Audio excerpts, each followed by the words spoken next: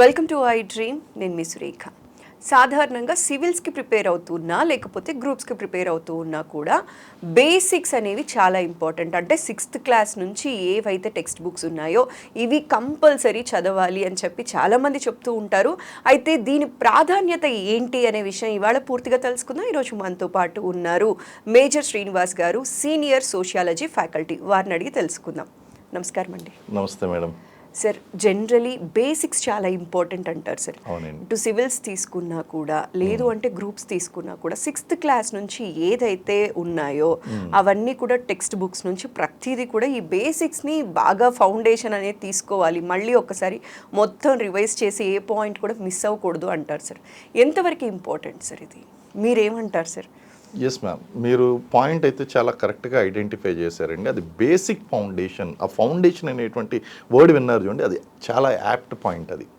ఎందుకంటే ఈ competitive exams prepare అవుతున్నటువంటి వాళ్ళు గత దశాబ్దంన్నర కాలంగా ఈ యొక్క మొత్తం ఆ కాంపిటేటివ్ ఎగ్జామ్స్కి ప్రిపేర్ అవుతున్నటువంటి కోచింగ్లు తీసుకుంటున్నటువంటి విద్యార్థులను అందరినీ కూడా అబ్జర్వ్ చేస్తున్నాను.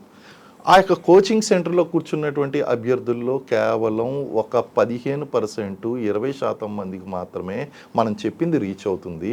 కారణం ఏంటి అంటే వాళ్ళు అర్థం చేసుకోలేకపోతున్నారు సగానికి సగం.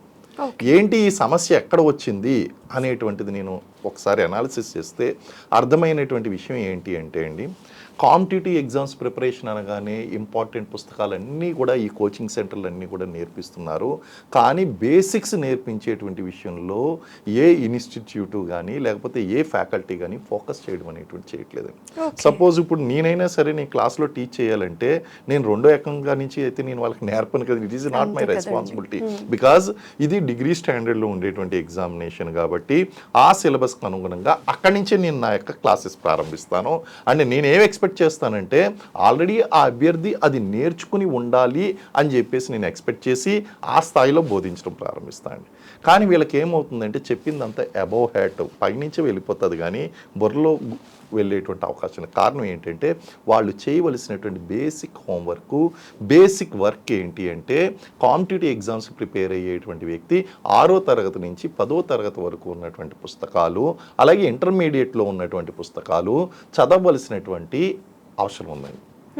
ఆ పని వాళ్ళు చేయడం లేదు. ఆ పని వాళ్ళు చేయకపోవడం వలన వాళ్ళకి ఏమనిపిస్తుందంటే మనం అంతా కూడా కోచింగ్ క్లాస్లోనే నేర్చేసుకుంటాం అనేటువంటిది చూస్తే కనుక నేను 100% నేను వాళ్ళకి టీచ్ చేస్తూ ఉంటే వాళ్ళకి రీచ్ అయ్యేటువంటిది మాత్రం కొంత మాత్రమే ఉంటుంది. అర్థం కాని విషయాలు చాలా ఉంటాయండి. వాళ్ళు అర్థమైంది అని వాళ్ళు అనుకుంటారు కానీ వాళ్ళకి అర్థం కాదు, గుర్తుండదు. కారణం ఏంటి అంటే ఈ బేసిక్ ఫౌండేషన్ అనేటువంటిది చాలా ఇంపార్టెంట్. ఈవెన్ కోచింగ్ సెంటర్స్ కూడా మన రాష్ట్రంలో కనుక చూస్తే ఈ విధంగా బేసిక్స్ మీద కోచింగ్ ఇచ్చేటువంటి ఎక్స్క్లూడెడ్ ప్రోగ్రామ్స్ కానీ అంటే ఎక్స్క్లూజివ్ ప్రోగ్రామ్స్ కానీ ఇన్స్టిట్యూట్స్ కూడా మనకి లేవండి. బేసిక్స్ మీద డిగ్రీ కమ్ ఐఏఎస్ అని అంటున్నారు, అక్కడ నేర్పిస్తారేమో తప్ప కాంపిటేటివ్ ఎగ్జామ్స్కి ప్రిపేర్ అయ్యేటువంటి అభ్యర్థులకి ఎవరు కూడా నేర్పరు, ఎవరు కూడా చెప్పరు ఈ విషయంలో. ఇప్పుడు మీరు అడిగారు కానీ ఈ విషయాన్ని ఏ ఫ్యాకల్టీ కూడా చెప్పరు. మీరు ముందుగా బేసిక్స్ చాలా ఇంపార్టెంట్, బేసిక్స్ చదువుకోండి అనేటువంటి విషయం ఎవరు కూడా చెప్పడం లేదు. కోచింగ్కి వెళ్ళే ముందే బేసిక్స్ అనేది చాలా క్లియర్గా వీళ్ళు తెలుసుకోవాలి. లేదా బేసిక్స్ కోసం ఆన్లైన్ కోర్స్ అన్నా జాయిన్ అవ్వాలి, లేకపోతే బేసిక్స్ టీచ్ చేసేటువంటి ఒక ఇన్స్టిట్యూట్ 1 నెల 2 నెలలు ఆ ఇన్స్టిట్యూట్లో జాయిన్ అయ్యి అప్పుడు మీరు వేరే ఇన్స్టిట్యూట్లో జాయిన్ అయితే మీరు కట్టినటువంటి ₹1,00,000కి, ₹2,00,000కి, ₹50,000కి, ₹25,000కి ఒక అర్థం చేకూరుతుందండి. లేకపోతే మీరు వేసినటువంటి మొత్తం డబ్బులన్నీ కూడా బూడిదిలో పోసినటువంటి పన్నీరే. ఈ విషయాలు కోచింగ్ ఇన్స్టిట్యూట్లు ఎప్పుడు కూడా చెప్పవు. వాళ్ళు ఏం చెప్తారు అంటే మీరు మా దగ్గరికి రండి, మీరు సెలెక్ట్ అవుతారు, కష్టపడి చదవండి, సెలెక్ట్ అవుతారు. ఎలా కష్టపడాలన్నా చెప్పరు. కష్టపడి చదవండి, హార్డ్ వర్క్ చేయండి, సెలెక్ట్ అవుతారు. ఎలా హార్డ్ వర్క్ చేయాలన్నా చెప్పరు. ఇదండి హార్డ్ వర్క్ ఎలా చేయాలి. బేసిక్స్ నుంచి కన్వెన్షనల్ ప్రిపరేషన్ అనేటువంటి స్టార్ట్ చేయాలండి. అంటే ఉదాహరణకి ఇప్పుడు గ్రూప్స్ ప్రిపేర్ అయ్యేటువంటి వాళ్ళు డిఫరెంట్ బేసిక్స్ బుక్ చదవాలి, సివిల్స్ ప్రిపేర్ అయ్యేటువంటి వాళ్ళు డిఫరెంట్ ఓరియంటేషన్లో వెళ్ళాలి. ఇది ప్లస్ అది డిఫరెంట్ ఓరియంటేషన్ రెండూ చదువుకోవాలి. లైక్ గ్రూప్స్ చదువుకునేటువంటి వాళ్ళు ఉన్నారండి. ఇప్పుడు ఏపీ కానీ తెలంగాణ కానీ group 1, group 2, group 3, group 4 exams prepare అయ్యేటువంటి వాళ్ళు various other particular CDPO, EO, assistant executive engineers లేదా ఫారెస్ట్ ఆఫీసర్సు ఇలాంటి డిపార్ట్మెంట్స్ కోసం ప్రిపేర్ అయ్యేటువంటి విద్యార్థులు, టీచర్స్ ఇంక్లూడింగ్ టీచర్స్ ఆల్సో, వీళ్ళందరూ కూడా చేయవలసినటువంటి పని ఏంటి అంటే 6వ తరగతి నుంచి సైన్సు, సోషల్ అంటే అన్నీ చదవలసినటువంటి అవసరం లేదండి. సైన్స్, సోషల్ స్టడీస్లో మనకు 4 పార్ట్లు ఉంటాయి, కానీ చిన్నప్పటి నుంచి మనం చూస్తుంటాం కదా, హిస్టరీ, జాగ్రఫీ, ఎకానమీ, సివిక్స్. దీన్ని వెర్టికల్ స్టడీ చేయాలండి. అంటే జాగ్రఫీ స్టార్ట్ చేసామంటే 6వ తరగతి జాగ్రఫీ నుంచి 10th క్లాస్ జాగ్రఫీ వరకు చదువుకోవాలి. హిస్టరీ స్టార్ట్ చేసామంటే 6th క్లాస్ హిస్టరీ నుంచి 10th క్లాస్ హిస్టరీ వరకు చదువుకోవాలి. ఎకానమీ స్టార్ట్ చేసామంటే 6th నుంచి 10th వరకు ఎకానమీ అలాగే వెర్టికల్ స్టడీ అనేటువంటి చేయడం వలన అభ్యర్థికి ఫస్ట్ చిన్నప్పుడు ఎప్పుడో చదువుకున్నటువంటివన్నీ కూడా ఒకసారి బూజు దులిపి ఆ యొక్క ఫౌండేషన్ ఏదైతే ఉందో అది బ్రెయిన్లో ఫిక్స్ అవుతుంది. ఆ ఫిక్స్ అయినప్పుడు క్లాసులో ఏదైనా కాన్సెప్ట్ చెప్తే చాలా ఫాస్ట్గా అర్థమవుతుందండి. అర్థమైంది గుర్తుంటుంది కూడా. అలాగే ఇంటర్మీడియట్ దగ్గరికి వచ్చేసరికి హిస్టరీ, జాగ్రఫీ, ఎకానమీ, సివిక్స్ ఈ 4 బుక్స్ కూడా first year, second year books చదవాలి. స్టేట్ సిలబస్ బుక్స్ చదవాలి గ్రూప్స్ చదువుకునేటువంటి వాళ్ళు. దీంతో పాటు ఎన్సీఆర్టీ కూడా చదివితే కనుక ఇంకా చాలా బాగుంటుందండి. అయితే సివిల్ సర్వీసెస్ వాళ్ళు 100% ఎన్సీఆర్టీ బుక్స్ చదవలసిందే. ఈ స్టేట్ సిలబస్ బుక్స్తో పాటు తెలుగు మీడియం వాళ్ళు అయితే 100% స్టేట్ సిలబస్ బుక్స్ చదవాల్సిందే.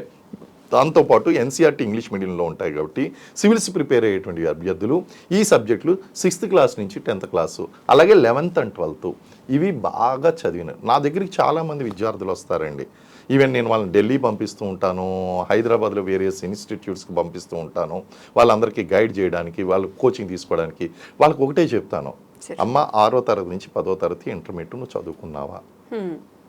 లేదు సార్ చదవలేదు. ఓ పని చెయ్యి, ఫస్ట్ నువ్వు అది చదివి నోట్స్ రాసుకుని ఆ నోట్స్ నాకు చూపించి రివిజన్ చేసి అప్పుడు రా నేను ఎక్కడన్నా సలహా ఇస్తాను. ఎందుకంటే ఇప్పుడు పలానా ఇన్స్టిట్యూట్ బాగుంటుందంటాను, వెళ్ళిపోతారు, మీరు వెళ్ళిపోయి డబ్బులు కడతారు, అక్కడ 1,00,000, 2,00,000, 3,00,000 రూపాయలు డబ్బులు కడతారు, జాయిన్ అవుతారు, మీకు ఏం అర్థం కాదు, మీ సమయం వృధా, డబ్బు వృధా. అందుకే ఈ బేసిక్స్ అనేటువంటిది మీరు స్టార్ట్ చేయండి. ఈ బేసిక్స్ స్టార్ట్ చేసిన దానికి ఎంతో టైం పడుతుందండి. దానికి ఎంత సమయం పడుతుందంటే 2 నెలలు లేదా 3 నెలలు అండి. అదే కనుక కోచింగ్ ఇచ్చేటువంటి ఇన్స్టిట్యూట్ ఉందనుకో, బేసిక్స్ నేర్పేటువంటి ఇన్స్టిట్యూట్ అంటే నెల రోజులు ఒక ఫౌండేషన్ కోర్స్ కింద జాయిన్ అవ్వడం ఎంతండి? మీరు 1,00,000 రూపాయలు ఫీజు కట్టేటప్పుడు, 25,000 రూపాయలు ఫీజు కట్టేటప్పుడు ఒక 3,000 రూపాయలు, 4,000 రూపాయలు, 5,000 రూపాయలు పెట్టి ఒక బేసిక్ కోర్స్ మీరు జాయిన్ అయితే మీకు ఒక అండర్స్టాండింగ్ వస్తుంది. ఇది అక్కడ ఉపయోగపడుతుందండి. This is what I have observed in many candidates. కానీ ఎవరైతే సక్సెస్ పొందారో వాళ్ళు స్టార్టింగ్ నుంచి అవేర్నెస్ ఉంటుంది. వీళ్ళకి అవేర్నెస్ ఉండి వాళ్ళు ఏం చేస్తారండి, చాలా తెలివిగా వాళ్ళు మొదటి నుంచి ప్రిపరేషన్ స్టార్ట్ చేసినప్పుడే 6th to 10th, ఎందుకంటే కొంతమంది సీనియర్లు, మా లాంటి సీనియర్లు కానీ లేకపోతే ఇలాంటి వాళ్ళ సలహా తీసుకుని వాళ్ళకి గైడెన్స్ దొరుకుతుంది, వాళ్ళు ప్రిపేర్ అవుతారు. ప్రిపేర్ అయ్యి వాళ్ళు క్లాస్లో జాగ్రత్తగా కోచింగ్లో అడ్వాంటేజ్ తీసుకుంటారు. ఇప్పుడు నోట్స్ రాసుకోవాల్సి ఉంటుందండి. కోచింగ్ చెప్తున్నప్పుడు నోట్స్ రాసుకోవాల్సి ఉంటుంది. ఆ నోట్స్ రాసుకుంటున్నప్పుడు కొంతమంది ఏమో చాలా అద్భుతంగా ప్రతి పాయింట్ ఫ్యాకల్టీ చెప్పింది చాలా చక్కగా రన్నింగ్ నోట్స్ రాస్తాడు. కానీ బేసిక్స్ చదవలేనటువంటి అభ్యర్థి ఉంటాడు కదా, అతనికి ఇతను చెప్తుంది అర్థం కాదు, ఇలా చూస్తూ ఉంటాడు, ఏం చెప్తున్నాడు. కానీ ఆ బేసిక్స్ చదువుకున్నటువంటి వాళ్ళకి ఈ టెర్మినాలజీ గుర్తుండిపోతుంది, ఫాస్ట్ గుర్తుంది, వాళ్ళు చెప్తూ ఉంటారు, వాళ్ళు రాస్తూ ఉంటారు. కానీ బేసిక్స్ చదవనేటువంటి అభ్యర్థికి ఏంటంటే నోట్స్ కూడా తయారు చేసుకోలేడు. ఎందుకంటే ఈయన ఏం చెప్తున్నాడు, మళ్ళీ ఇక్కడ రాస్తే అక్కడ పాయింట్ మిస్ అయిపోతాను. ఇది ప్రాక్టికల్ ప్రాబ్లం అండి ఇదంతా కూడా.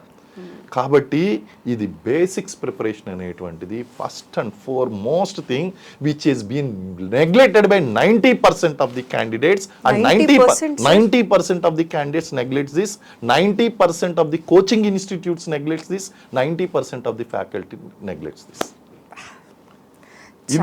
ఇది చాలా ఇంపార్టెంట్ అండి సార్. చాలా క్లియర్గా చెప్పారు సార్. అసలు ఈ ఒక్క వీడియో చూడంగానే అర్థమైపోతుంది సార్ అసలు బేసిక్స్కి ఉన్న ఇంపార్టెన్స్ ఏంటి అని చెప్పి. ఇది అర్థమైతే ఇటు పేరెంట్స్ కానీ, ఇటు టీచర్స్ కానీ, ఇటు పిల్లలు కానీ ముగ్గురు కూడా చాలా జాగ్రత్త పడతారు. అండ్ ఇంపార్టెన్స్ తెలిసినప్పుడే విలువ తెలుస్తుంది అంటారు చూసారా సార్. ఆ ఇంపార్టెన్స్ తెలిస్తే కనుక ఖచ్చితంగా మిస్ చేయరు. ఇది మాత్రం ప్రతి ఒక్కరూ గుర్తుపెట్టుకోవాల్సిన థింగ్ అండి. చాలా సవివరంగా తెలియచేసినందుకు మరోసారి ప్రత్యేక ధన్యవాదాలు సార్. నెగ్లెక్ట్ చేస్తున్న పాయింట్ అని చెప్పారు 90% అంటే మాత్రం నిజంగా ఈ విషయం ఆలోచించాల్సిన విషయం sir. True ma'am. Thanks for your valuable time sir. నమస్కారం. నమస్కారం మేడం.